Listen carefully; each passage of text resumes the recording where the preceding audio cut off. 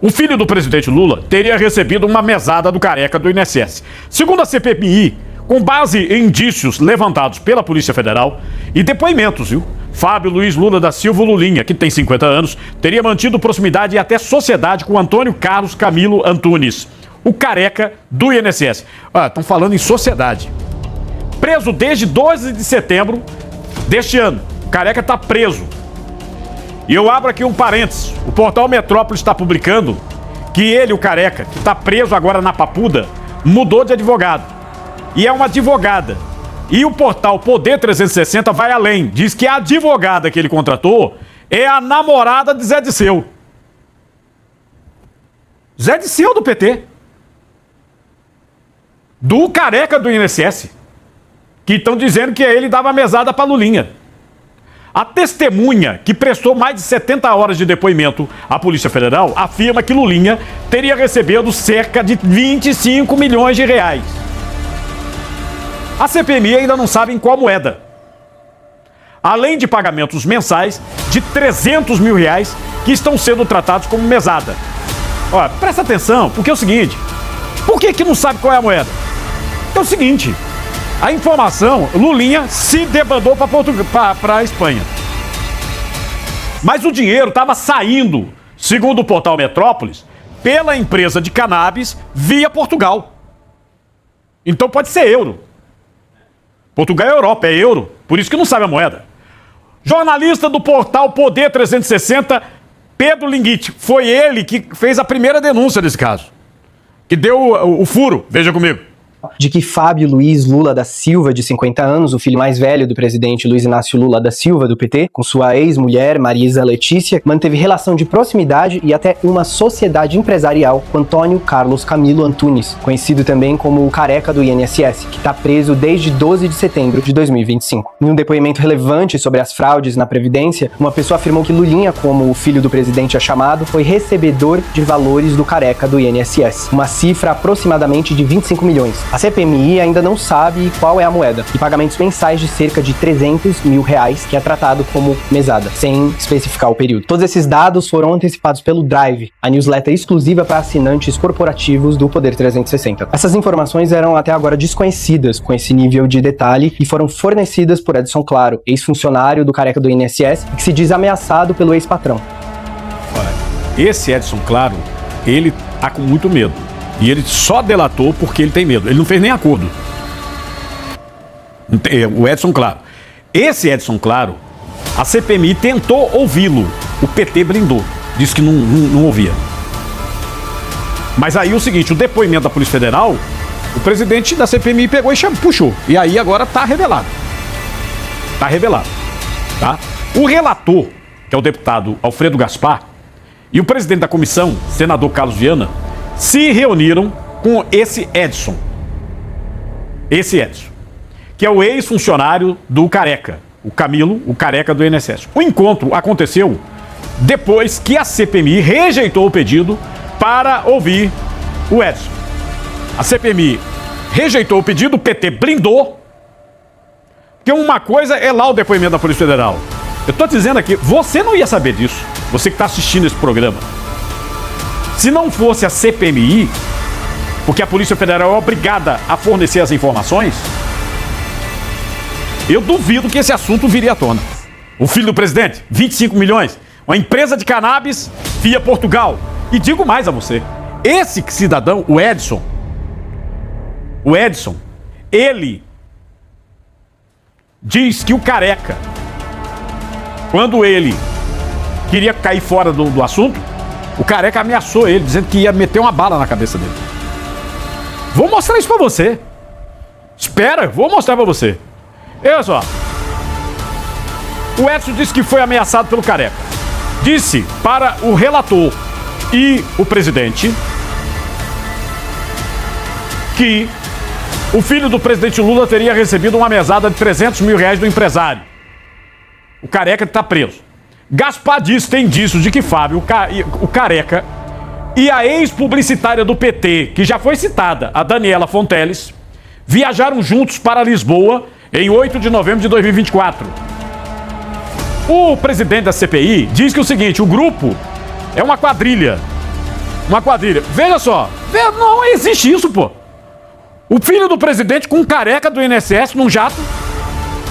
Com uma mulher que é publicitária do PT. Essa mulher, gente, é aquela que já foi indiciada na Lava Jato.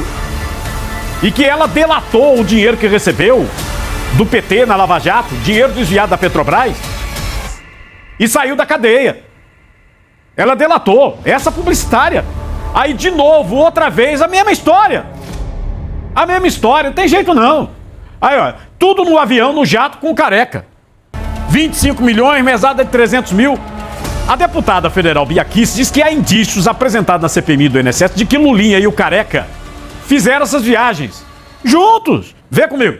Requerimentos de listas de passageiros de determinados voos da Latam para Portugal, que nós temos informações de que o careca do INSS, um dos maiores fraudadores do INSS, estava nesse voo em companhia do Lulinha para Portugal. Senhor presidente, isso é muito grave, porque desde o início, a gente já sabe hoje, pelas matérias, o governo vem tentando blindar o Lulinha quando a gente nem supunha ainda que ele pudesse ter alguma relação com essa fraude terrível do INSS. Não, o cara pega, de repente, vai embora do país, foi para a Espanha.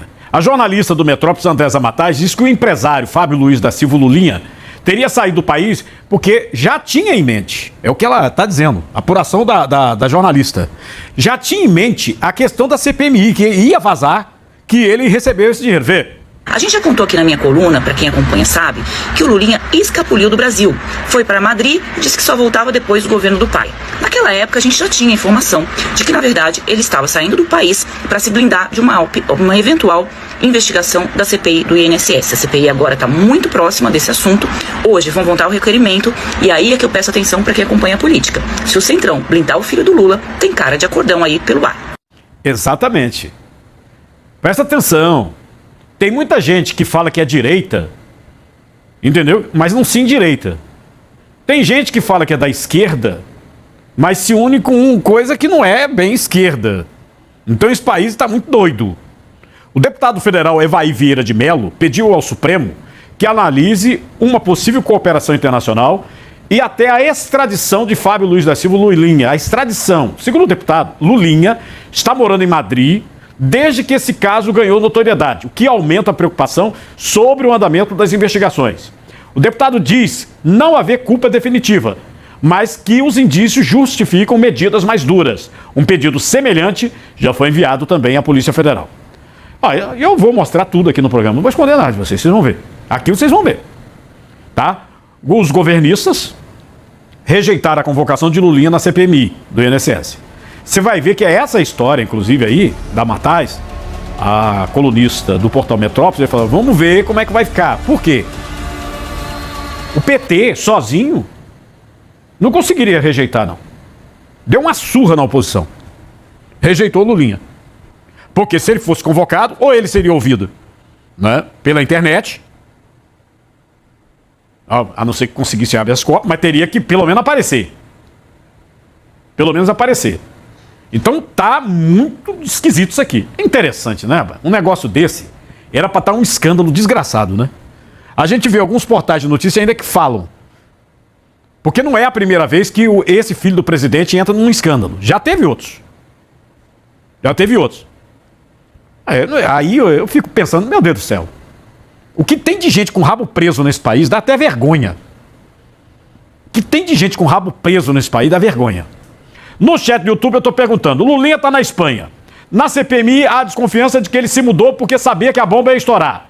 Deputado, senador, já pedindo a extradição, como o Alexandre de Moraes já fez com os chamados golpistas. Aliás, tem um monte de gente chamada de golpista que o Alexandre de Moraes pediu a extradição. Inclusive já pediu sem condenação. Porque o Lulinha não está condenado a nada.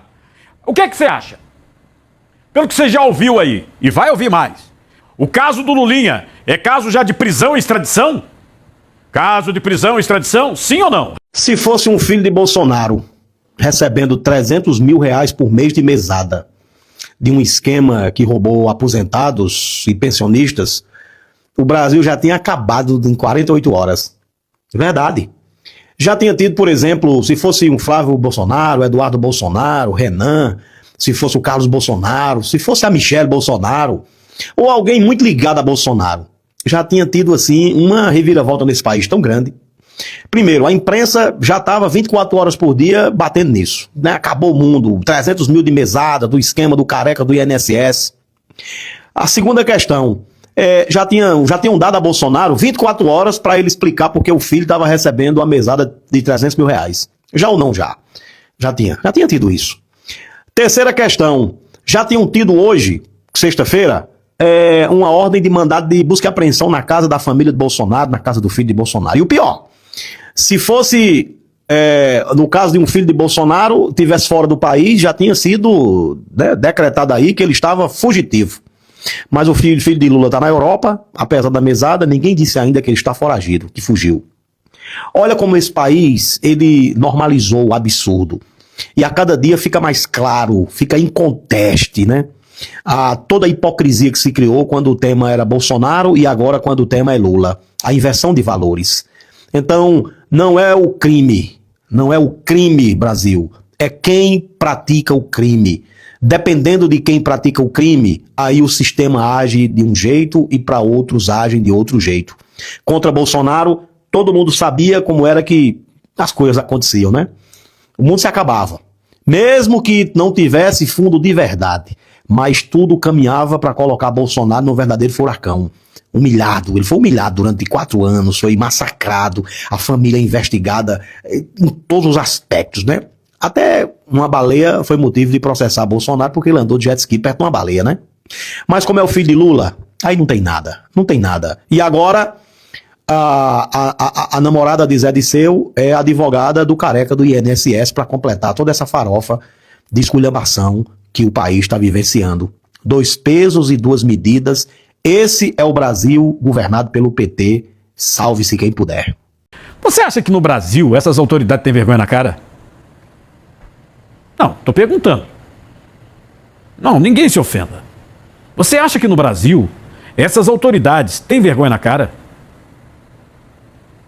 O que você acha de um contrato em que um escritório de advocacia receba mais de 3 milhões de reais por mês? Qual é o objetivo desse contrato? É mover o céu, a terra, o universo? Não tem objetivo. Tem nada. É só porque a gente quer contratar esse escritório. Escritório lindo, maravilhoso. É o escritório da mulher, da esposa do Alexandre de Moraes. Por mês, mais de 3 milhões de reais num contrato de advocacia. Mais de 3 milhões de reais. Por mês. Valor total 129 milhões. Sem objetivo definido. Veja só, aqui para nós. No mundo jurídico, o pessoal diz o seguinte: isso aqui era para estar no pau o ministro Alexandre de Moraes. Polícia Federal na casa dele, feito ele manda, determina. No mundo jurídico se fala isso. Por quê? O pessoal diz, contrato? Que contrato é esse? Esse banco é o quê? É uma questão internacional? O escritório ia atuar em vários países? Não, é só no Brasil. Sim, mas você vai fazer o quê? Não, a gente não sabe o que vai fazer, mas está contratado. Mais de 3 milhões por mês, 129 milhões de reais, o contrato que é a mulher do Alexandre de Moraes. O que você acha? Te digo uma coisa. O pessoal da advocacia, pessoal parrudo na advocacia, diz o seguinte: não tem contrato desse valor no Brasil. Só que o contrato estava no celular do Vorcaro. Inclusive com mensagem com determinações, dizendo assim: olha, isso aqui não pode deixar de ser pago. Não pode deixar de ser pago. É como assim, tem algum bandido me assistindo? Não. Eu sei que maconheiro tem, vez por outra tem maconheiro assistindo. Tem bandido não? Aquele bandido que gosta de ser alma cebosa mesmo. Fala, eu sou um bandidão, sou alma cebosa, sou ladrão do dinheiro público. Tem algum aí assistindo? Presta atenção. Você sabe, se você está me assistindo, você sabe como é que a Amanda toca nesse negócio. Vai lá. Você faz um contrato. O dono do banco diz, esse aqui não pode deixar de ser pago, os outros podem. Um contrato que não existe no país. Mais de 3 milhões por mês. 129 milhões. Segundo, inclusive, documento exibido pela Polícia Federal a colunista do jornal O Globo, que furou todo mundo, né? Eu vou mostrar, os outros portais foram atrás. Pra quê? E você ainda diz, esse aqui não pode deixar de pagar, não. Não, mas o banco, seu Vorcaro, tá na dificuldade, a gente tá vendendo pro BRB. A gente tá no pau, seu Vorcaro. Peraí. Esse contrato tem que ser pago. Tem que cumprir. Isso está escrito no celular dele, nas mensagens. Você que é bandidão, que está nos assistindo, tira os maconheiros aí. Não, os maconheiros não. Fala depois dos maconheiros. Os bandidão. Aqueles. O que é isso, gente? Vocês sabem o que é, né? Vocês sabem o que é? Fala, ó, se deixar de pagar, a gente... Hein? Não é isso? Não, eu tô mentindo pra vocês. Hein? Tem algum corrupto aí assistindo? Não, pessoal da corrupção. Todo mundo assiste esse programa. Né? Se deixar de pagar... olha, é o escritório da mulher do Alexandre de Moraes. Se deixar de pagar... tá lá. Tá escrito isso sobre a mensagem. O banco no pau. O banco no cacete. Sendo vendido. Já com rombo para tudo quanto é lado. E o homem dizendo, olha, esse contrato tem que honrar, viu? Tem que pagar. Mais de 3 milhões todo mês. Mais de 3 milhões de reais todo mês. Então vamos lá. Vamos decifrar isso aqui, porque agora todos os portais de notícia foram atrás da informação, embora achei a cobertura da Rede Globo desse tamanho. Porque para o povo saber de um negócio desse, tem que botar na Globo, né? Ainda tem que botar, não? O pessoal está assistindo, está comentando pelas redes sociais. Comenta aí, o que você acha? Aqui, ó, o UOL também, ó. Aqui, ó. Que é o maior portal de notícia. Contrato do Márcio com a mulher de Moraes previa 129 milhões de jornal. Citando o Globo furou todo mundo. O contrato do Banco Master com o escritório de Viviane Bastos de Moraes, a mulher do ministro Alexandre de Moraes, previa pagamentos de 3 milhões 600 mil reais todo mês. Durante 3 anos, totalizando 129 milhões de reais. Você já pensou o que isso significa, não? Você não entendeu? Todo mês, 3 milhões e 600 mil. E o Vorcaro disse, esse vocês não podem deixar de pagar. Tem que pagar todo mês. 3 milhões e 600 mil reais. Para fazer o quê? Não. Paga. Paga. As informações foram reveladas pela colunista do jornal O Globo, Malu Gaspar. O documento com essa informação teria sido achado no celular do dono do banco, Daniel Vorcaro. O celular foi apreendido pela Polícia Federal na Operação Complice Zero. Presta atenção. Se você quiser dar uma olhada nos nossos arquivos, no nosso YouTube, Instagram, Facebook, até TikTok, Cadu também está no TikTok. Você vai ver que eu tenho um vídeo contando toda a história desse celular do Vorcaro. Toda a história. Você sabe que esse furo da jornalista é grande. Por quê? Porque o furo aconteceu depois que o ministro Dias Toffoli botou sigilo absoluto nessa investigação. Sigilo absoluto. O que, neste momento, o Ministério Público Federal está combatendo, dizendo, não é nem para ir para o Supremo. Porque o tal documento da venda de um imóvel que está se relacionando, que é de um deputado e por isso teria que ficar no Supremo, não está no processo. O processo aqui é outra coisa. Porque eu te digo uma coisa. Se esse celular tem esse contrato envolvendo o homem mais poderoso da República, é o poder, esse cidadão. É o mais poderoso da República. Imagina o que mais tem, hein? Dizem que a casa cai. Mas você acha que a casa cai nesse país, não? Eu abri o programa perguntando, você acha que esse pessoal tem vergonha na cara ainda, não? Você acha? Sobre o Banco Master. O banco foi liquidado e com a liquidação o contrato foi extinto. Mas o jornal O Globo afirma que os pagamentos ao escritório da mulher de Alexandre eram tratados como prioridade. O valor total, 129 milhões, não foi pago. Mas indica que Viviane e seus filhos, que também atuam no escritório, receberam os altos repasses enquanto o acordo vigorou. Agora, quais são os altos repasses? Por mês, 3 milhões e 600 mil reais. É aquela mega cena pit rota, né? 3 milhões, você acha que que você acha? Você ter 3.600.000 na conta todo mês. Para fazer o quê mesmo? Não tem assim o que a gente vai fazer, não. Não tem. Né? O valor de 129 milhões de honorários para o escritório da mulher e dos filhos do ministro Alexandre de Moraes surpreendeu todo o meio jurídico. Advogados ouvidos pelo portal Metrópolis afirmam, sob reserva, ninguém quer se meter com o Alexandre. Ninguém quer se meter com o Alexandre. Então, os escritórios de advocacia, olha, é o seguinte, deixa eu falar, e os grandes, viu? Deixa eu falar, as ações aqui são grandes, são, né? Sob reserva, disseram assim, esse provavelmente pode ser o maior contrato já feito com uma única banca do Brasil.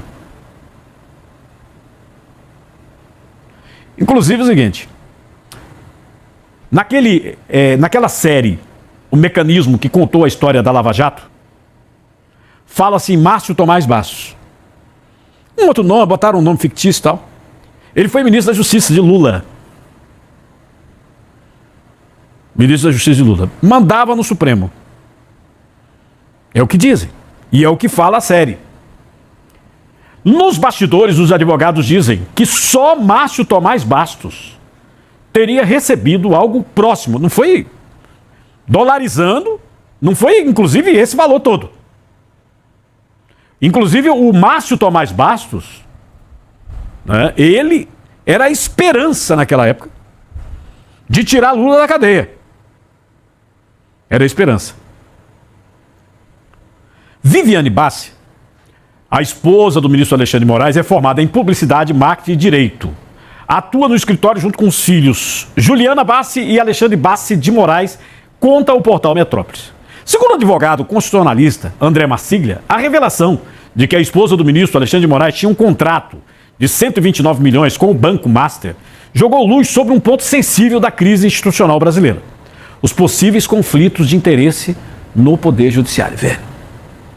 Pelo menos da parte do cliente, a gente não pode, óbvio, acusar ninguém, mas da parte do cliente existe uma premissa, uma expectativa de que esse valor corresponda não apenas ao serviço jurídico, mas a um tipo de interferência política, a algum tipo de acesso privilegiado ao STF ou aos ministros, algum tipo de lobby, ou seja o que for. Porque, é claro, imagina só se é o serviço, apenas o serviço jurídico de alguém ir lá e redigir uma boa peça, de alguém ir lá e encontrar uma boa jurisprudência, de alguém ir lá e ser um conhecedor de notável saber jurídico, se apenas isso justifica você pagar 3,6 milhões de reais a alguém. Claro que não, mas existe dentro do Brasil, existe em Brasília sobretudo, existe uma casta da advocacia que faz esse tipo de serviço, que é dar acesso privilegiado a certos ministros, que é possibilitar ser ouvido por outros deles, que é, enfim, criar privilégios para os clientes para que eles tenham melhor o seu direito atendido.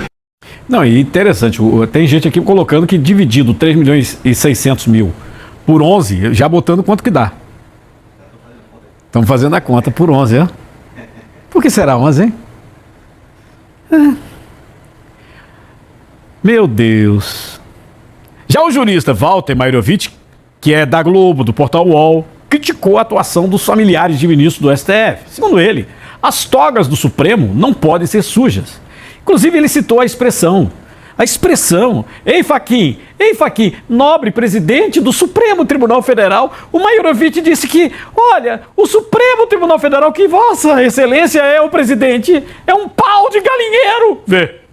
Porque togas, atenção, togas não podem ser sujas como pau de galinheiro.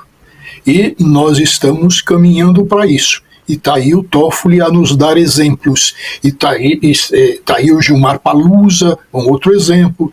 Bom, togas sujas como pau de galinheiro. Nesse contexto todo é que acontece o quê? Advogadas que são esposas de ministros e que trabalham em ações e vão postular junto ao Supremo. É muito simples dizer: basta o ministro se dar por impedido. Mas vejam, o problema não é só este. O problema é a influência que os ministros poderão ter, os, aspas, embargos auriculares entre colegas, um extra. Um extra. Pau de galinheiro, Mairovitch. Um extra. Pau de galinheiro? Pau de galinheiro, um extra. Pessoal lá do Supremo, mas logo tu, Mairovitch. Hein? E eu pergunto, em que período da história o PCC e o Comando Vermelho cresceram como cresceram? E se exportaram e ganharam o Brasil inteiro? Quem era presidente da República? Quem permitiu o crescimento do PCC? Nós estamos combatendo, nós estamos partindo para a asfixia financeira. A gente está fazendo o que não tiveram coragem de fazer. Nós estamos fazendo a diferença, porque aí a gente leva a segurança pública a sério. Aliás, ao invés de ter 40 ministérios, era bom extinguir um monte deles e criar o Ministério da Segurança Pública. Dizer que nunca se buscou andar de cima é falso. Se buscou andar de cima, se está buscando andar de cima na fraude do INSS, né, que é sabotado o tempo todo pela bancada do governo, no caso André Vargas, no escândalo dos leitos, no rombo do Postales, na Operação Acrônimo, no Bancop, na Lava Jato, no Mensalão, no Petrolão. Vou parar por aqui. Antes de falar da segurança de São Paulo, a gente tem que falar da segurança de determinados estados da federação, onde a organização criminosa escreve vaza na porta da casa da pessoa e a Polícia Militar do Estado ainda ajuda a pessoa a fazer a mudança. Isso está acontecendo, deputado Patrus. Infelizmente isso está acontecendo. E aí, o governo reage. O marqueteiro diz, olha, vocês estão perdendo pontos na segurança pública, vocês não têm projeto. Aí manda uma PEC da segurança que nada mais é do que a constitucionalização do SUSP, relatado pelo nosso deputado Fraga. Qual a novidade? O governo federal estrangula os estados, não repassa verba para os estados e, ao mesmo tempo, cria a pena justa, onde o que ele quer? Soltar preso. Essa é a política do PT, soltar preso. Eles não querem combater crime. Eles não querem ficar mal com o PCC e o Comando Vermelho. Botem isso na cabeça. Vocês veem os governos do PT e veem os governos nossos. Compara a criminalidade. É impressionante a facilidade com que eles expandem nesses estados. E nos nossos, você vê que o custo ao crime é muito alto. Porque nós temos o pulso forte. Nós temos a mão pesada com bandido. Mas o que o governo federal investe? Zero. O que o governo federal investe para os estados? Zero. Zereta na cardeneta, zerinho ali, ó. Essa é a verdade. Tirar até a fonte da loteria para as penitenciárias. Não tem nada. E a gente tem ali uma ampliação de competência da União na formulação de política nacional de segurança. E, de fato, isso é uma afronta à autonomia dos estados. Vocês estão legislando sobre inteligência artificial. Veja o que o PT fez. Impediu que nós desenvolvêssemos inteligência artificial para ser utilizada no combate ao crime no Brasil. Tem um capítulo específico do PT na lei de regulamentação da inteligência artificial que impede o uso da inteligência artificial para combate à criminalidade do país. O governo federal não facilita aquilo que é o ponto fundamental de você coibir a criminalidade, que é o presídio, aonde ele passa a ter uma rigidez que não tem celular, não tem arma, não tem drogas. Os brasileiros têm a segurança pública como principal problema. E esse problema tem sido enfrentado nos estados governados pela direita, Ronaldo Caiado. Meu caro Ronaldo Caiado, que tem feito um grande trabalho no estado de Goiás, pessoa que eu admiro muito. Tem sido enfrentado com rigor. Observe que nós não nos furtamos a entrar em territórios dominados por facções. Nós não nos furtamos a praticar aquilo que o general Clausewitz pregava. A gente só vence uma guerra quando a gente conquista o território, quando a gente destrói o poder militar e quando a gente subjuga a vontade. Vocês viram que nós tivemos uma repetição do Lula. O Lula disse, olha, os traficantes são vítimas dos usuários. E aí, o ministro Renan Filho reproduziu um fato inédito, viajando pela Europa, e ele disse, traficantes preferem o Brasil porque portos e aeroportos são os melhores. Ou seja, os traficantes são vítimas por termos os melhores portos na América do Sul. Esclarecer que o pronunciamento do governador Ronaldo Caiado foi um pronunciamento aqui que nós podemos respeitar a sua liberdade de fazê-lo, mas sem dúvida alguma que fere a própria Constituição, joga dúvidas sobre o povo brasileiro. Não é questão de... O senhor... Para contraditar, presidente, tem o direito a contraditar, presidente. Para contraditar a questão de ordem, tem direito, presidente. Só um minutinho, deputado Marcel Van Hatten, um minuto. Não, mas tem direito a Deputado Marcel Van contraditar. Hatten, por favor. Eu vou aguardar o senhor me dar o direito de contraditar. O cidadão não aguenta mais a reincidência. O crime que mais aborrece o cidadão, roubo de celular. O cidadão foi lá, comprou seu celular com uma dificuldade danada, né, comprou no crediário, tem o seu celular roubado, você vai lá, prende o cidadão, vai para audiência de custódia, ele é libertado.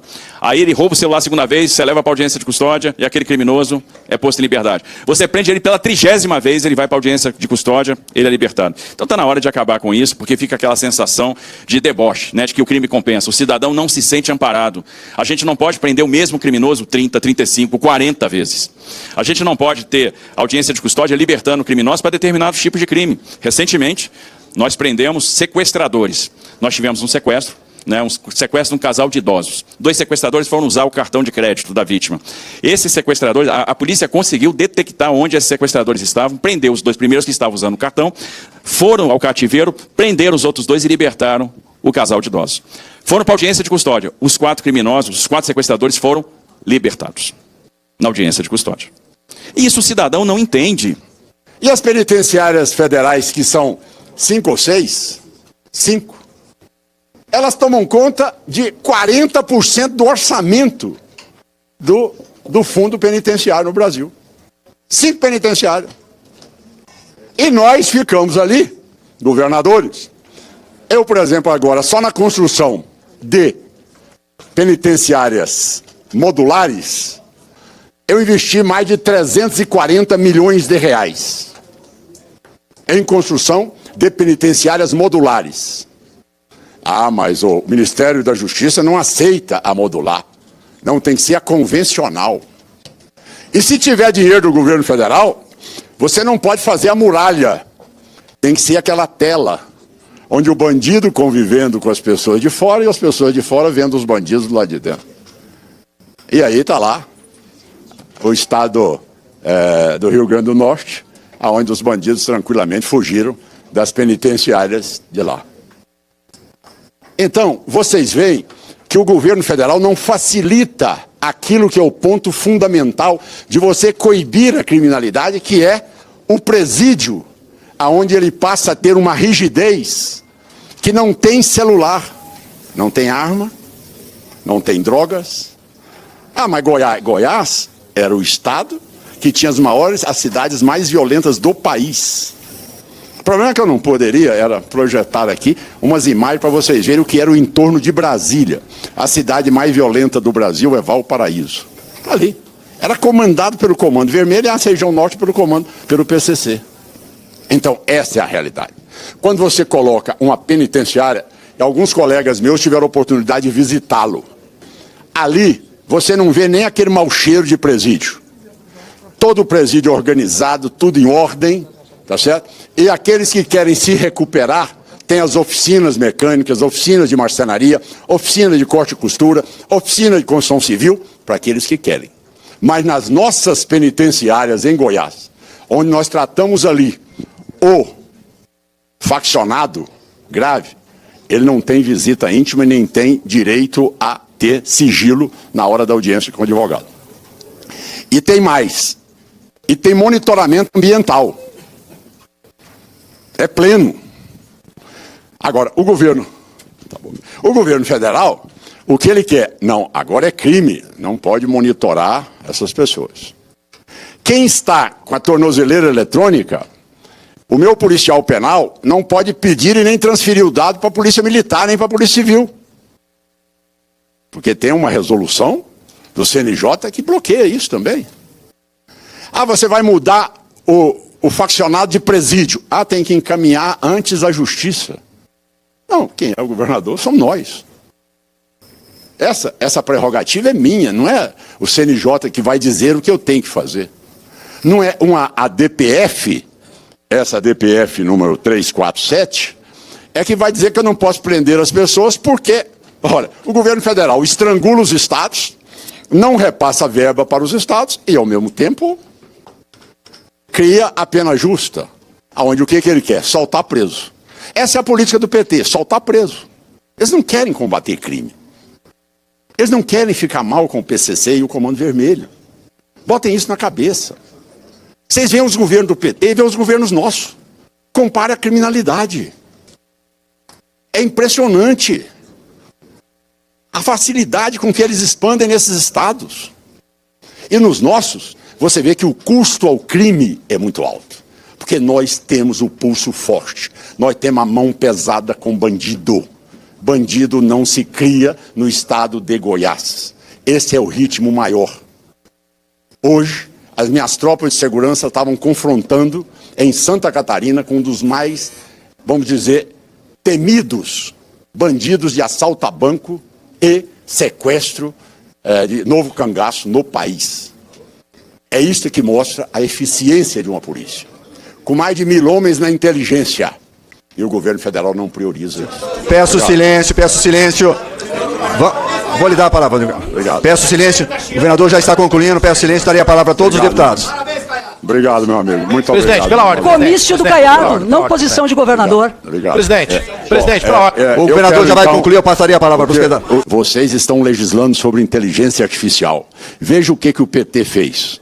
Impediu que nós desenvolvêssemos inteligência artificial para ser utilizada no combate ao crime no Brasil. Tem um capítulo específico do PT na lei de regulamentação da inteligência artificial que impede o uso da inteligência artificial para combate à criminalidade no país. A lei de Goiás já está sancionada. Eu já tenho vários softwares, desenvolvi algoritmos, já está implantada no entorno de Brasília e já estou implantando agora em toda a região metropolitana de Goiânia. Então, lá em Goiás, eu já uso a inteligência artificial. Isso vocês não podem deixar passar nessa matéria que está em pauta para vocês votarem, que veio do Senado Federal totalmente deformada, que vocês copiaram um texto da Europa, que já está ultrapassado, que o próprio europeu já revogaram, e o Brasil vem com essa atitude retrógrada como ela. Então, gente, por favor, exerçam suas funções, não deixem com que o CNJ venha suplantar decisões de vocês do Congresso Nacional e baixar resoluções, ao mesmo tempo, destituindo a função dos governadores. O meu pedido na questão de ordem é por um esclarecimento da sua coordenação sobre quem envia uma questão de ordem à Câmara dos Deputados.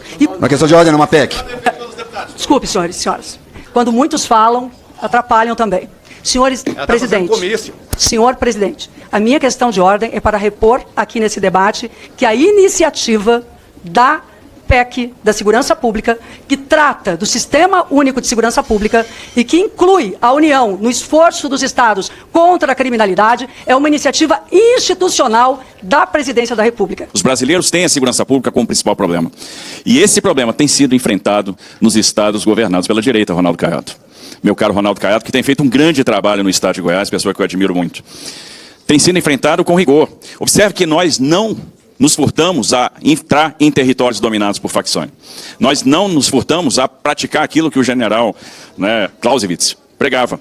A gente só vence uma guerra quando a gente conquista o território, quando a gente destrói o poder militar e quando a gente subjuga a vontade. E nós fizemos isso no estado de São Paulo e é por isso que a nossa política pública tem sido tão efetiva. Mas quando a gente fala com o cidadão, ele nos revela que a segurança pública é uma preocupação, ele nos revela que ele já sabe que o efetivo só não é mais suficiente, que a tecnologia é fundamental, que a integração é fundamental, e ele nos revela que ele não aguenta mais a leniência do Estado. Ele clama por endurecimento de penas. Recentemente nós tivemos a Operação Contenção no Rio de Janeiro, e essa operação teve ampla aprovação popular, e aquilo é o cidadão nos dizendo, nós não aguentamos mais. A primeira coisa que a gente precisa pensar, voltar àquela discussão que já é antiga nesta casa, da prisão após a condenação em segunda instância. Isso é fundamental, um dispositivo que mantém, embora mantenha a presunção de inocência, permite o cumprimento da pena após o início da execução permite o início da execução penal após a confirmação da condenação por órgãos colegiados. Isso vai reduzir atraso, vai reduzir aquela sensação de impunidade. A sensação de impunidade é uma coisa que mata hoje, né? E isso é fundamental a gente combater. Outra coisa, que tratamento nós vamos dar, de fato, para as organizações criminosas de alta periculosidade ou lesividade? Parte desse tratamento Foi enfrentado no PL antifacção, mas ainda há amarras constitucionais, ainda há benefícios que a Constituição garante e que podem ser tratados agora na emenda constitucional, né? Ou seja, será que não está na hora de pensar como os integrantes dessas organizações criminosas vão cumprir pena? Será que eles vão ter direito à progressão e a gente não pode tratar disso agora? Será que eles não têm que cumprir pena em presídios federais? Será que eles não podem, de cara, estar submetidos a regimes diferenciados disciplinares? Então são questões que a gente coloca, né? Restringir, né, o que existe hoje. Hoje existe uma vedação a cumprir a pena integral. E hoje tem aquela sensação de impunidade. O cara comete um crime grave, em pouco tempo ele está na rua. E aí fica aquela sensação de que o crime compensa. Por que aquele que comete um crime grave não pode cumprir a pena na sua integralidade? Então isso é fundamental e a Constituição, essa mudança na Constituição pode nos dar este caminho. Será que não está na hora de pensar na supressão de direitos políticos para presos? Eu acho que seria um excelente caminho. Talvez a Constituição possa tratar da polícia penal, que possa ter as suas competências melhor desenhadas, né, no que diz respeito à custódia, à ordem, à disciplina, à segurança e gestão administrativa dos estabelecimentos penais. Né, a Polícia Penal, que tem feito em todos os estados um grande trabalho, no estado de São Paulo está regulamentada e eles têm realmente sido um componente importante aí da nossa segurança pública. É fundamental aumentar o custo do crime. E aí, o que vai valer para faccionados no que diz respeito à progressão de pena? Quais são as regras que vão ser estabelecidas para a reincidência? O cidadão não aguenta mais a reincidência. O crime que mais aborrece o cidadão, roubo de celular. O cidadão foi lá, comprou seu celular com uma dificuldade danada, né, comprou no crediário, tem o seu celular roubado, você vai lá, prende o cidadão, vai para a audiência de custódia, ele é libertado. Aí ele rouba o celular a segunda vez, você leva para a audiência de custódia e aquele criminoso é posto em liberdade. Você prende ele pela 30ª vez, ele vai para a audiência de custódia, ele é libertado. Então está na hora de acabar com isso, porque fica aquela sensação de deboche, né, de que o crime compensa. O cidadão não se sente amparado. A gente não pode prender o mesmo criminoso 30, 35, 40 vezes. A gente não pode ter audiência de custódia libertando criminosos para determinados tipos de crime. Recentemente, nós prendemos sequestradores. Nós tivemos um sequestro, né, um sequestro de um casal de idosos. 2 sequestradores foram usar o cartão de crédito da vítima. Esses sequestradores, a polícia conseguiu detectar onde esses sequestradores estavam, prendeu os 2 primeiros que estavam usando o cartão, foram ao cativeiro, prenderam os outros 2 e libertaram o casal de idosos. Foram para a audiência de custódia. Os 4 criminosos, os 4 sequestradores foram libertados na audiência de custódia. E isso o cidadão não entende. Então a gente tem aqui, pela via legislativa, os instrumentos para acabar com essa sensação de impunidade. O crime não pode compensar. Então isso é uma questão importante. Outra coisa que precisa ser enfrentada, perda de patrimônio. Não tem coisa que vai dar mais sensação de recompensa para o cidadão do que a perda de patrimônio do criminoso. E aí, como que a gente acelera isso? Porque, veja, é muito frustrante quando o patrimônio de um criminoso, às vezes de um grande traficante de drogas, é devolvido pelo judiciário. E a gente tem visto isso acontecer em algumas ocasiões. Aquele helicóptero que foi apreendido, né, aquele recurso que foi apreendido, que foi bloqueado, às vezes é aquele barco que foi apreendido, é devolvido ao criminoso. Ora, a melhor coisa seria, e o cidadão se sentiria realmente vingado, podemos assim dizer, se aquele bem fosse usado para financiar a segurança pública. Em que momento isso poderia acontecer? O bem sequestrado, logo, né, no início do procedimento, no início do indiciamento e após a condenação, de fato, a facilidade para executar o perdimento de bens. Está na hora da gente enfrentar outro problema, o endurecimento de pena para quem comete o crime contra o agente de segurança pública. Né? E a gente tem que ser uma pena muito dura para afastar esse tipo de crime. A gente não pode mais ver policiais, no cumprimento do dever, sendo alvejados por criminosos. Né? Então esse aumento de pena é fundamental. A gente tem que pensar quando que deverá ocorrer a prisão preventiva sem direito à liberdade? Quando as provas indiquem que a prática é reiterada e o judiciário tem que estar dotado dessas informações para combater a reincidência? Quando aquele indivíduo tiver sido liberado antes por outra infração penal em razão da sua primariedade? Quando a prática do delito, né, acontecer na pendência de uma ação penal? Quando houver risco de fuga? Quando houver risco realmente de obstrução dos trabalhos de investigação? Uma série de situações onde aquele criminoso não pode ser colocado em liberdade e a gente tem que ter, de fato, a prisão preventiva. A gente tem que pensar na questão da maioridade penal. Acho que já é chegado o tempo de pensar nisso. Né? Será que aquele menor de 17, 16 anos não tem consciência do que está fazendo? Ou se a gente não for abaixar a maioridade, pelo menos pensar no seguinte, no aumento do tempo de detenção para determinados tipos de crime. Isso talvez seja fundamental. A gente pode aumentar esse tempo para não ter aquela situação do crime cometido ali, na iminência de completar 18 anos, e logo na sequência, aquele menor infrator ser posto em liberdade. Essa preocupação da reincidência não me preocupa muito. Só para você ter uma ideia, recentemente houve um crime chocante em São Paulo, que foi o assassinato de uma moça que era de Sorocaba, que foi entregar um drone que foi comprado pela internet. Aquele crime foi cometido por um adulto, mas que até bem pouco tempo atrás era menor infrator. Ele completou 18 anos há muito pouco tempo. E ele tinha várias passagens pela polícia. Várias. Cometeu vários crimes. E estava em liberdade. Quase todos os crimes de grande repercussão do Estado de São Paulo, recentemente, foram cometidos por reincidentes. O assassinato do Vitor Medrado, ciclista no Parque do Povo, foi cometido por um reincidente. Para se ter uma ideia, a pessoa que fornecia capacetes, placas clonadas, armas e bags, para que eles se simulassem, né, para que eles fizessem de conta ali que eram entregadores e praticassem o roubo, e praticavam o roubo em troca do celular, né, então recebia aquele material e entregava para a pessoa que estava fornecendo o celular roubado. A pessoa que fornecia era uma criminosa que estava cumprindo pena em liberdade há muito pouco tempo. Então a reincidência é uma chaga do Brasil e a gente precisa combater a reincidência e nós temos oportunidade de fazer isso. Existe um capítulo à parte que é a questão do combustível. Combustível tem sido uma arma para o crime organizado lavar dinheiro. Por quê? Porque todo mundo precisa de combustível, porque é muito capilar, tem muitos postos, e aí a gente precisa pensar nisso. Como que a gente vai atuar? E eu estou falando, obviamente, não estou falando só de propostas de emenda à Constituição, eu estou falando de matérias que podem estar na legislação infraconstitucional, né? E o parlamento pode se debruçar sobre esse assunto, vai tratar algumas coisas na PEC, tem matéria que não é de emenda à Constituição, mas que precisam ser enfrentadas. Né? Como é que a gente vai tratar aquele que importa produto químico e transforma em combustível de maneira irregular? Como é que a gente vai punir, né, com rigor aqueles que trabalham na falsificação e na sonegação de impostos? A falsificação é um problema no Brasil. E nós temos a questão da falsificação no setor de combustíveis também. Né? Como é que a gente vai estabelecer penas duras para quem comercializa estoque de combustível que não sabe a procedência? Então a gente tem que atacar a cadeia como um todo. Não pode ser tão simples obter um regime especial tributário. Não pode ser tão simples importar, né, um material para a indústria química e transformar ele em combustível e comercializar fraudando imposto.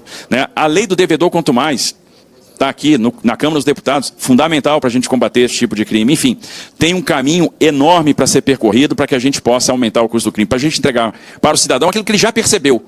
O aumento de efetivo não vai ser suficiente, a gente precisa ter mais tecnologia, a gente precisa ter mais integração, mas sobretudo, e acho que isso está na pauta, na ordem do dia, a gente precisa ter penas mais duras. E eu tenho muita confiança que o Congresso Nacional vai entregar aquilo que a sociedade está esperando. Eu quero dizer que, graças a muito trabalho, São Paulo tem o menor indicador de homicídios da história. Tem o menor indicador de roubos em geral, menor indicador de roubos de veículos, menor indicador de roubo de carga, menor indicador de latrocínio da história. Então me parece que a percepção de segurança vai acompanhando. A Cracolândia era uma chaga de 30 anos, não está mais lá. E os comerciantes estão voltando, as pessoas estão voltando, a circulação no centro de São Paulo está voltando. O pessoal falou de exportação de grupo criminoso, e eu pergunto, em que período da história o PCC, o Comando Vermelho, cresceram como cresceram? E se exportaram e ganharam o Brasil inteiro? Quem era presidente da República? Quem era o governador de São Paulo naquele tempo? E por que essas pessoas que passaram por lá nunca conseguiram resolver problemas como a Cracolândia? E com que respaldo as pessoas agora vão comentar alguma coisa? Por falar em Cracolândia, eu tenho que agradecer, sim, além do trabalho da Polícia Civil, da Polícia Militar, o trabalho da Polícia Municipal de São Paulo, né, que trabalharam muito lá, junto ao nosso lado. Antes de falar da segurança de São Paulo, a gente tem que falar da segurança de determinados estados da federação, onde a organização criminosa escreve vaza na porta da casa da pessoa e a Polícia Militar do Estado ainda ajuda a pessoa a fazer a mudança. Isso está acontecendo, deputado Patrus. Infelizmente, isso está acontecendo. E aí, o governo reage. O marqueteiro diz, olha, vocês estão perdendo pontos na segurança pública, vocês não têm projeto. Aí manda uma PEC da segurança que nada mais é do que a constitucionalização do SUSP, relatado pelo nosso deputado Fraga. Qual a novidade? Aí agora, depois da Operação Contenção, olha, precisamos fazer alguma coisa, manda para cá o PL antifacção. Depois. É como a gente fala nas Forças Armadas, eu fui do Exército há muito tempo, corneteiro, toca alvorada, acorda, porque são 3 anos para mandar produtos que não são os melhores. O que o Derrite fez, por exemplo, no PL antifacção, foi incorporar 11 tipos penais, entender o efeito social do crime organizado, que eles agem como se fossem terroristas, porque eles dominam o território, eles impõem a lei própria, e o cidadão não aguenta mais isso. Aliás, para quem não sabe, o Derrite incorporou a sugestão da Receita Federal que tinha sido tirada do Ministério da Justiça. Sabiam disso?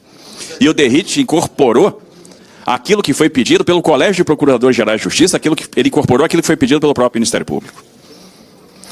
Dizer que nunca se buscou andar de cima é falso. Se buscou andar de cima, e se está buscando andar de cima na fraude do INSS, né, que é sabotado o tempo todo pela bancada do governo, no caso André Vargas, no escândalo dos leitos, no rombo do Postales, na Operação Acrônimo, no Bancop, na Lava Jato, no Mensalão, no Petrolão. Vou parar por aqui.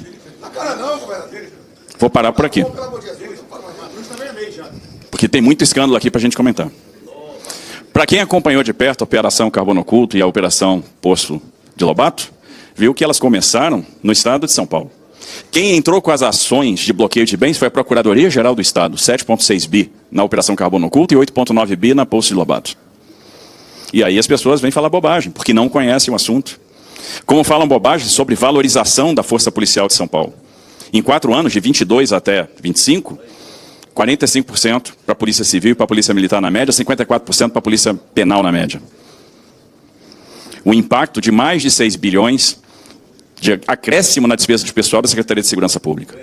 Mais de 2 bi de investimentos, mais de 2.600 viaturas, mais de 200 instalações reformadas. Olha as operações Big Mobile que estão sendo feitas em São Paulo, cada operação com 10 mil, 11 mil celulares apreendidos. Celulares que estão sendo devolvidos para as vítimas. Olha o que nós estamos fazendo, acompanhando transgressores, agressores de mulheres, usando a tecnologia, usando, por exemplo, o tornozelamento. Bandido agride uma mulher, é feito um boletim de ocorrência, tem uma medida protetiva, a gente tornozela aquele criminoso e passa a monitorar ele por geoprocessamento, e quando ele chega perto daquela mulher que tem a medida protetiva, dispara o alarme e a gente pega esse sujeito, usando a tecnologia a nosso favor. É um problema que nós temos, é subnotificado ainda, mas nós estamos combatendo, nós vamos resolver, porque a gente resolve as coisas com vontade, como a gente resolveu o Cracolândia. Estava lá há 30 anos. Quem passou por lá e não resolveu? Nós resolvemos. Nós resolvemos, delegado da Cunha. Quem permitiu o crescimento do PCC? Nós estamos combatendo, nós estamos partindo para a asfixia financeira. A gente está fazendo o que não tiveram coragem de fazer. E aí, eu tenho certeza que essa comissão vai aperfeiçoar o produto ruim que veio do governo federal e vai entregar para a sociedade um bom produto. Como o DERIT conseguiu aperfeiçoar o PL antifacção, que era ruim, e está entregando para a sociedade um bom produto. É por isso que eu tenho fé nessa comissão e eu precisava prestigiar essa comissão. Né? Porque São Paulo é um estado que valoriza a segurança pública, por isso nós contratamos 7.500 policiais civis, 11 mil policiais militares, e é por isso que a gente defende o PLP do devedor quanto mais, que a gente sabe que é importante, é por isso que a gente veio aqui propor. E é por isso que nos nossos estados nós estamos fazendo a diferença, porque aí a gente leva a segurança pública a sério. Aliás, ao invés de ter 40 ministérios, era bom extinguir um monte deles e criar o Ministério da Segurança Pública. Então, muito obrigado pelo convite e tenho certeza que o trabalho feito por essa comissão vai ser o melhor trabalho possível.